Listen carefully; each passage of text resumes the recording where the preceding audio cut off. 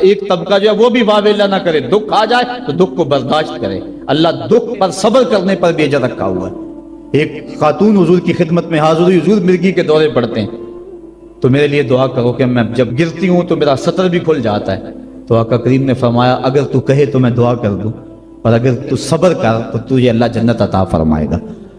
اس نے عرض کی حضور مجھے جنت والا سودا قبول ہے، مجھے یہ مرگی کے دورے پڑتے رہیں لیکن صبر کروں گی جنت مجھے مل جائے، لیکن اتنا ہے کہ عورت ذات جب گرتی ہوں تو پردہ کھل جاتا ہے، یہ آرزو ہے کہ پردہ سطر نہ کھلے۔ فرمایا ہاں سطر نہیں کھلے گا لیکن مرگی کے دورے بدستور موجود رہیں گے۔ آقا کریم نے اس کو جنت کی بشارت دی۔ یہ تھے وہ لوگ جن کا اللہ پہ یقین تھا، جنت کے وعدے پہ اطمینان ہے اور جنت کے وعدے پر اپنی بیماری کو قبول کر رہے ہیں۔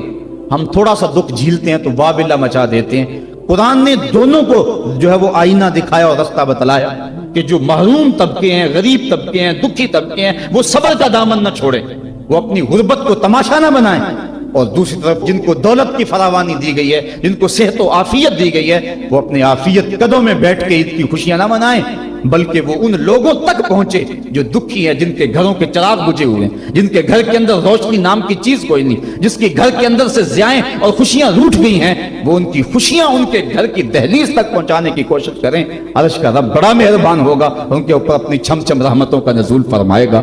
آئیے ہم عید کے روز اس عزم کا اعادہ کر کے دکھی اور مصیبت زدہ اپنے غریب رشتہ داروں کو اور اپنے معاشرے میں، اپنی گلی اور اپنے محلے میں جو دکھی لوگ ہیں ان کی اعانت کے لیے میدان میں نکلیں۔ یقیناً یہ بہت بڑی نیکی ہے۔ میں حضرت سید عائشہ صدیقہ رضی اللہ تعالی عنہا کے حوالے سے وہ روایت عرض کیا کرتا ہوں۔ ایک دن محبوب خدا کا دریا رحمت جوش میں آ گیا، فرمایا عائشہ جو مانگنا ہے مانگ لو۔ عرض کی حضور اگر اجازت ہو تو میں اپنے باپ سے مشورہ کر لوں۔ کہا جاؤ کر لو۔ سیدنا صدیق اکبر کی خدمت میں حاضر ہوئی اور کہا حضور کا دریا رحمت جوش میں، اور آقا فرمایا عائشہ جو مانگنا ہے مانگ لو، مجھے بتایا جائے میں حضور سے کیا مانگوں، آپ انتخاب فرمائیں۔ تو حضرت ابو بکر صدیق رضی اللہ تعالیٰ عنہ نے فرمایا کہ حضور سے کہنا کہ معراج کی رات قربت خاص میں اللہ نے آپ سے جو خاص باتیں کی تھی ان میں سے ایک بات بتا دیں، یہ میری ڈیمانڈ ہے، یہی میری چاہت ہے، آج یہ میں آپ سے طلب کرنا چاہتی ہوں۔ حضرت ام المومنین حاضر ہوئی۔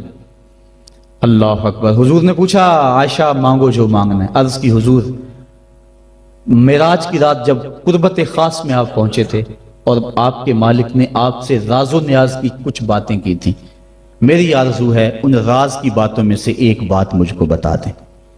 حضور مسکرانے لگے اس بات پہ کہ ابو بکر صدیق کا انتخاب کیسا ہے، اور پھر اگر وہ راز کی بات بتا دوں پھر راز راز تو نہ رہا، لیکن چونکہ وعدہ کیا ہوا تھا، فرمایا عائشہ سنو، جب میں قرب خاص میں پہنچا تو میرے مالک نے مجھ سے جو خاص باتیں فرمائیں ان میں سے ایک بات یہ تھی، اے میرے محبوب اگر تیری امت میں سے کوئی شخص کسی ٹوٹے ہوئے دل کو جوڑ دے گا تو میرے اوپر لازم ہے کہ بغیر حساب کے جنت عطا فرما دو۔ حضرت عائشہ صدیقہ رضی اللہ تعالیٰ عنہ بہت خوش ہوئی۔ حضرت صدیق اکبر نے بتایا ہوا تھا کہ جو حضور کہیں وہ مجھے ضرور بتانا ہے۔ حاضر ہوئی اور آ کے کہا آپ رونے لگے۔ کہا بات رونے والی تو نہیں ہے، بات تو خوش ہونے والی ہے۔ بسا اوقات کسی کا دل ہم جوڑ دیتے ہیں، کوئی کسی کو قرضہ دے دیا، دکھی کے کام آگے کسی بھوکے کو کھانا کھلا دیا، یہ تو کام بن گیا، جنت کے راستے آسان ہوئے۔ کہا میں اس کو دوسرے پہلو سے دیکھ رہا ہوں، تصویر کا دوسرا رخ دیکھ رہا ہوں، میں اس کو ذرا معکوس دیکھ رہا ہوں۔ اگر کوئی کسی کا ٹوٹا ہوا دل جوڑ دے تو بغیر حساب کے اللہ کے اوپر واجب ہے کہ وہ جنت میں بھیجے گا، تو اگر کوئی کسی کا دل توڑ بیٹھے تو ہم دیکھیں کہ ہم اپنے عمل سے، اپنے رویے سے کسی کا دل تو نہیں توڑتے۔ ہم عید کی نمائش اس انداز سے تو نہیں کرتے کہ غریب کو اس کا دکھ زیادہ لگنے لگ جاتا ہے۔ وہ کسی مفکر نے کہا تھا نا کہ آپ اپنی آسائش نہ چھوڑیں، نمائش چھوڑ دیں تو غریبوں کے دکھ ختم ہو جائیں، لیکن ہم نے کبھی اس نقطہ نظر سے نہیں سوچا۔ آئیے ہم معاشرے کی اس اونچ نیچ کو ختم کرنے کے لیے عملی طور پہ کوشش کریں۔ یہ ایک اہم پیغام تھا، میں آپ تک پہنچانا چاہتا تھا۔ اس پیغام کو لے لیں، پلے باندھ لیں اور اس کو گلی گلی پہنچانے کی کوشش کریں اور معاشرے کے دکھ بانٹیں، یہی بہت بڑی نیکی ہے۔ اللہ مجھے آپ کو توفیق عمل عطا فرمائے کہ ہم اللہ کے بتائے ہوئے دین کے مطابق اور قرآن کے بتائے ہوئے راستے کے مطابق زندگی گزاریں۔ ایک دیہاتی آیا، اس نے کہا حضور میں آپ کو اللہ کا رسول تب مانوں گا کہ یہ سامنے کھجوروں کا پکا ہوا خوشہ آپ کی گواہی دے۔ فرمایا تب تو مان جائے گا؟ اس نے کہا انکار کی گنجائش ہی نہیں. تو حضور نے اشارہ کیا تو وہ کھجور کا پکا ہوا خوشہ ٹوٹ کے حضور کے قدموں میں آ گیا. تو اس کے لبوں پہ کلمہ جاری ہو گیا. اب وہ ٹوٹی ہوئی کھجوریں جو معجزے سے حضور نے توڑی تھیں اس صحابی کی جھولی میں ڈال دیتے یا صحابہ کو بانٹ دیتے.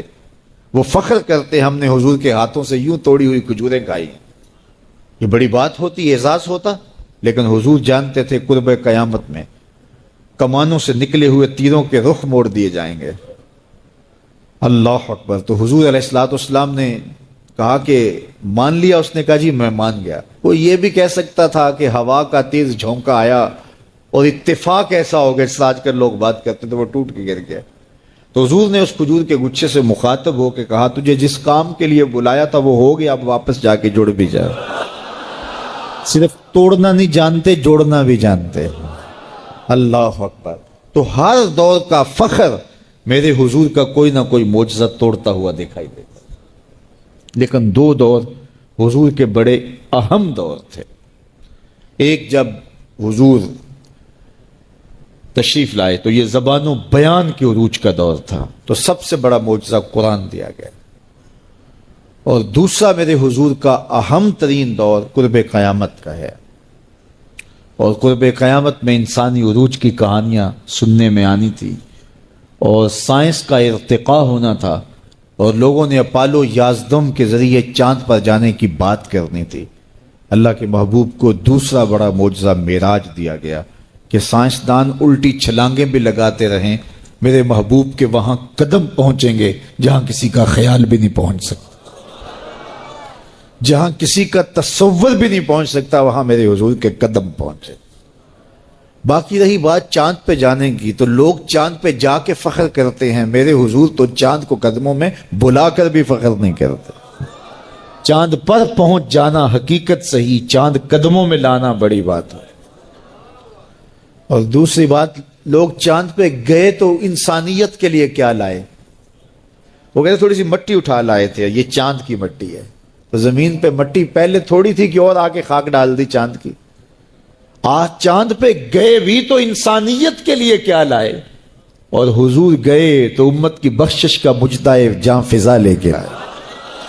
حضور گئے تو بندگی کا شعور امت کے لیے لائے اور لوگوں کو بتایا کہ اس کی حضور بندگی کرو، پیشانی سجدے میں رکھو گے، الصلاۃ معراج المومنین، تمہارا نماز کے لیے جھک جانا تمہارا معراج کہلائے گا، تمہارا عروج اور بانک پن کہلائے گا. تو ہر دور کا کوئی نہ کوئی بانک پن ہوتا ہے. تو قرب قیامت میں سائنسی ارتقاء کی کہانیاں ہم نے دیکھنی تھی، لوگوں نے چاند پہ جانے کی باتیں کرنی تھی، مریخ کے سفر کی تیاریاں ہونی تھی. تو اللہ تعالیٰ نے اپنے محبوب کو دوسرا بڑا معجزہ معراج دیا کہ سائنسدان الٹی چھلانگیں بھی لگائیں لیکن وہاں ان کا تخیل بھی نہیں پہنچ سکتا جہاں محمد عربی کے قدم پہنچ گئے.